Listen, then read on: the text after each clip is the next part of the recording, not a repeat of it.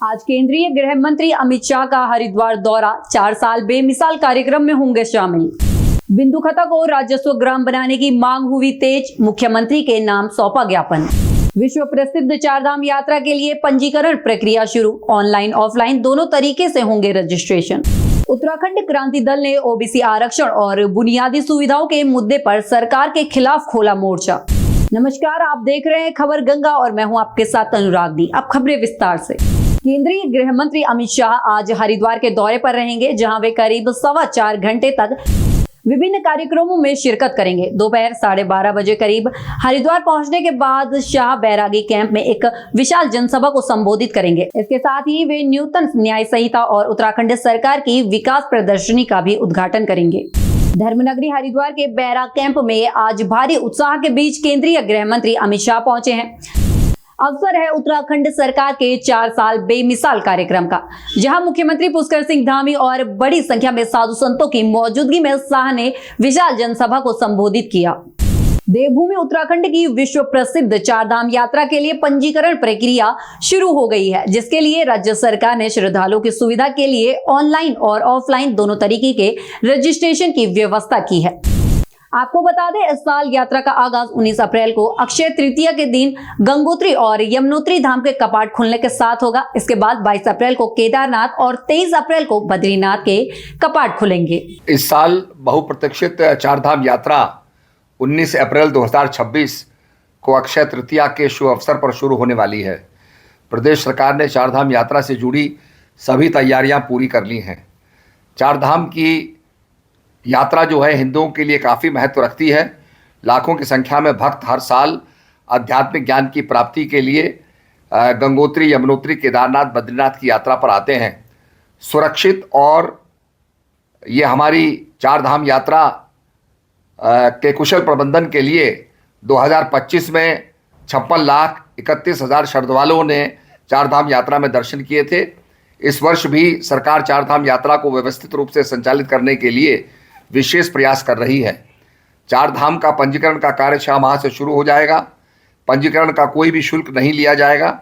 चारधाम यात्रा के तहत केदारनाथ धाम में 22 अप्रैल और बद्रीनाथ धाम के कपाट 23 अप्रैल को खुलने की घोषणा हो चुकी है। गंगोत्री और यमुनोत्री धाम के कपाट परंपरागत तौर पर अक्षय तृतीया के दिन खुलते हैं। अक्षय तृतीया 19 अप्रैल को है। हालांकि अभी कपाट खुलने की घोषणा होना बाकी है। चारधाम यात्रा के दृष्टिगत सभी सरकारी विभाग अपनी तैयारियां अंतिम चरण में हैं। सरकार के ऑनलाइन रजिस्ट्रेशन के साथ साथ ऑफलाइन रजिस्ट्रेशन के लिए भी पूरी व्यवस्था कर दी है। ऑफलाइन रजिस्ट्रेशन के लिए कुल 50 काउंटर बनाए जा रहे हैं, जिसमें 30 काउंटर ऋषिकेश में और 20 काउंटर विकास नगर में स्थापित किए जाएंगे। जिंदगी कब किस मोड़ पर ले आए कोई नहीं जानता। एक छोटी सी चूक और सालों की कमाई दांव पर लग सकती है, पर अगर आपके पास सही इंश्योरेंस हो तो मुश्किल वक्त भी आसान बन जाता है। इंश्योरेंस फैक्ट्री, जहां मिलती है हर जरूरत के लिए सही सुरक्षा। Life insurance, health insurance, motor insurance, business insurance. हम सिर्फ पॉलिसी नहीं देते, हम देते हैं भरोसा, सुरक्षा और सुकून। आज ही जुड़िए इंश्योरेंस फैक्ट्री से, क्योंकि सुरक्षा इंतजार नहीं कर। इंश्योरेंस फैक्ट्री, आपकी सुरक्षा हमारी जिम्मेदारी। चारधाम यात्रा 2026 के लिए अब आसमान से दर्शन की राह आसान होने वाली है, जिसके लिए उत्तराखंड न्याय उड्डयन विकास प्राधिकरण यानी यूकाडा ने हेली शटल सेवाएं की तैयारियां लगभग पूरी कर ली हैं। इसके तहत इस साल 8 से 9 निजी कंपनियां अपनी सेवाएं देंगी, जिसके टेंडर प्रक्रिया अब अंतिम चरण में है। शटल सर्विस को लेके हमारा जो टेंडर है वो अंतिम चरण में, और इसमें जो कंपनीज पार्टिसिपेट करती है वो 9 हेलीपैड्स के लिए करती है, और इनका नंबर जनरली 8-9 के आसपास रहता है, और इन्हीं के द्वारा शटल सर्विस प्रोवाइड की जाती है। इस संबंध में जो हमारी ऑफिशियल वेबसाइट है वो IRCTC के सहयोग से रन की जाती है, और इसमें जो ऑफिशियल वेबसाइट है वो heli-yatra.irctc.co.in है, और इसी डोमेन पे हम लोगों की टिकटिंग इशू की जाती है, टिकट्स इशू किए जाते हैं। और इससे रिलेटेड जो भी ग्रीवांस होती है उसको एड्रेस करने के लिए यूकाडा के स्तर पे भी हमारा एक कंट्रोल रूम और एक ग्रुप उस पर काम करता है। उसके अतिरिक्त IRCTC भी अपना कस्टमर केयर इसमें एक्टिवेटेड रखता है, और वहाँ पे भी ऐसी शिकायतों को इमीडिएटली उनका कॉग्निजेंस लिया जाता है। और इसके अतिरिक्त अगर हम बात करें तो जो डिस्ट्रिक्ट एडमिनिस्ट्रेशन है या पुलिस एडमिनिस्ट्रेशन है वेरियस डिस्ट्रिक्ट्स के, वो भी इस पर लगातार काम करते हैं और ब्लैक मार्केटिंग या साइबर क्राइम की किसी भी संभावनाओं को निराकरण करने के लिए उनके द्वारा प्रयास किया जाता है। इस बार भी आगामी जो यात्रा है उसमें हम इसी तरीके के मैकेनिज्म पर काम करेंगे, किसी भी इस तरीके की संभावनाओं के निराकरण के लिए प्रोएक्टिवली काम करेंगे।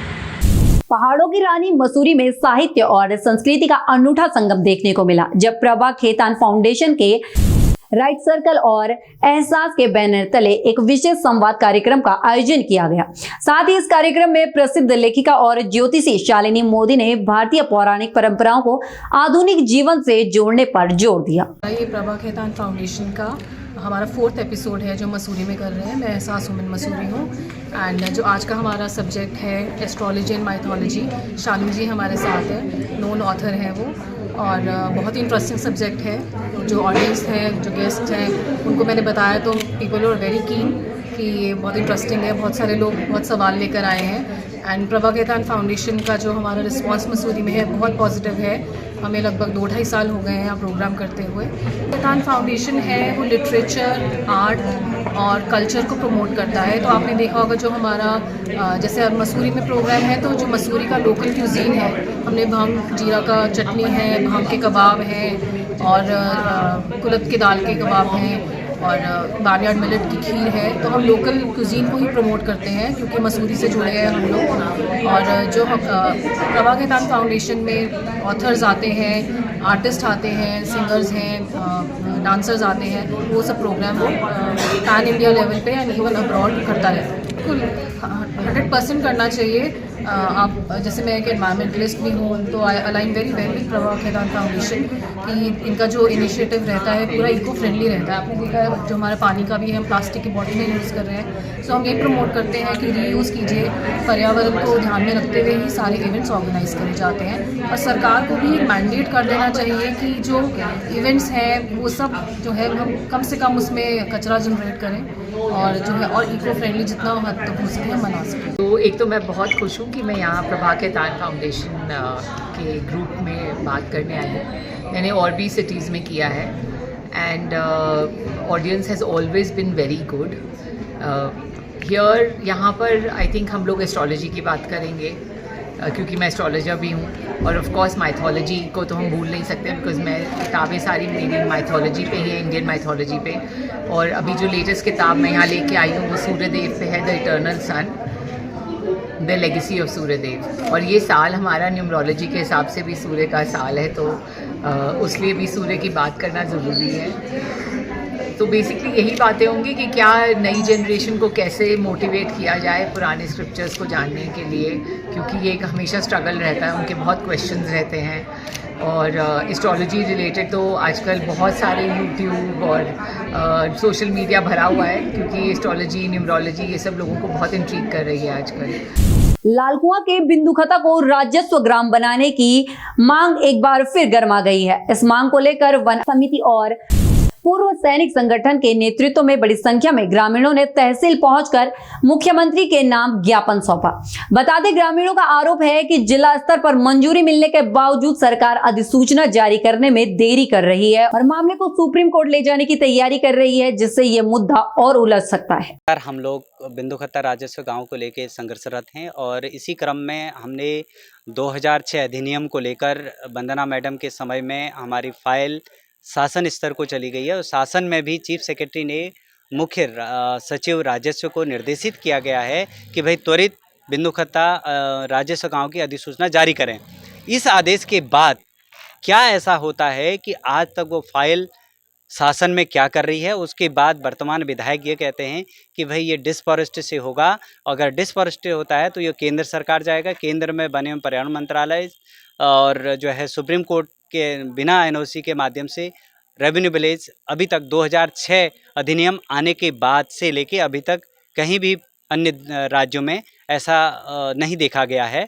तो ये संभावना है कि अगर सुप्रीम कोर्ट इस कानून के माध्यम से अगर इस पर हमारी फाइल जाती है, हो सकता है कि वो इस पर अतिक्रमण हटाने की बात करें जैसे कि ऋषिकेश में हुआ।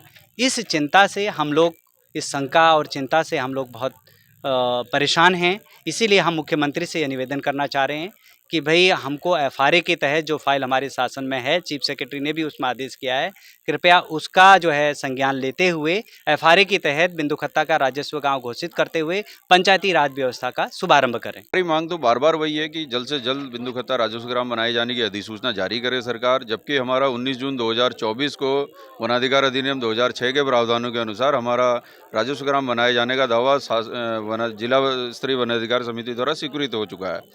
उसके बाद भी शासन में इतने समय तक उसको लंबित रखने के बाद वापस उसे भेज दिया जाता है, और अभी हमारी जानकारी में आया है कि इसको कैबिनेट में प्रस्ताव ला करके सरकार इसको केंद्र सरकार के पास भेजना चाह रही है, और केंद्र सरकार में जो प्रस्ताव जाता है उसमें एक प्रावधान है कि वो बिना सुप्रीम कोर्ट की अनुमति के वहाँ पर उसे स्वीकृति नहीं मिलती है।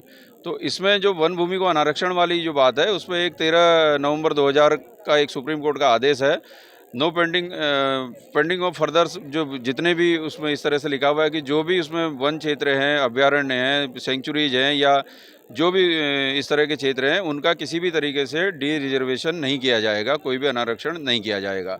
जब वो आदेश स्पष्ट है और उसके बाद भी तत्कालीन सरकारों ने यहाँ पर उसमें सुप्रीम कोर्ट जाने का रास्ता जब उचित नहीं प्रतीत होता है करके, वो हमने आज जो ज्ञापन दिया है उसमें उसके संलग्नक लगे हुए हैं, सारे एनेक्जर हमने उसमें लगाए हैं। तो उसके बावजूद अभी इस समय जो ये फिर से एक नया शिगुफा छेड़ा जा रहा है कि उसको कैबिनेट से पास करा करके फिर हम उसको वहाँ भेजेंगे, जबकि इस पर सारी एक्सरसाइज पहले हो चुकी है और पहले भी कई विद्वान सरकारें रही हैं, अधिकारी रहे हैं, उन्होंने काफ़ी इस पर मनन करने के बाद ही ये किया है। हमारा जो ज्ञापन देने का मकसद जो था वो जो अभी हमारे संज्ञान में आ रहा है कि कैबिनेट में प्रस्ताव पास करके भारत सरकार को भेजा जाएगा, जो कि सीधे सुप्रीम कोर्ट का रास्ता है। और सुप्रीम कोर्ट का हाल ही में एक निर्णय आप लोगों के संज्ञान में भी होगा, वो जो ऋषिकेश में हुआ है। तो अगर एक स्थिति में और एक जैसा जहाँ पर होता है, माना वन क्षेत्र हो या कोई एक स्थिति होती है, तो माननीय सुप्रीम कोर्ट का वो आदेश पूरे भारत में लागू होता है। अगर सुप्रीम कोर्ट अगर प्रस्ताव जाता, हो सकता है कल को जैसे ऋषिकेश में आदेश माननीय सुप्रीम कोर्ट द्वारा दिया गया, वही आदेश अगर यहाँ के लिए हो जाता है तो फिर उसका खामियाजा यहाँ की जनता को ना भुगतना पड़े। इसलिए हम सरकार से मांग करने आए हैं कि जो वन अधिकार अधिनियम 2006 है, जो प्रस्ताव हमारा जिले से स्वीकृत है और शासन में लंबित है, तो उसी पर कार्रवाई की जाए। देखिए, वन अधिकार समिति और पूर्व सैनिक संगठन द्वारा मुख्यमंत्री जी को ज्ञापन सौंपा गया है। उसमें ये कहा गया है, वन अधिकार अधिनियम 2006 के तहत अन्य राज्यों में 2 करोड़ 38 लाख एकड़ ज़मीन जब पक्की हो गई है, तो हमें बिंदुखत्ता में भी ये मालिकाना हक मिलना चाहिए।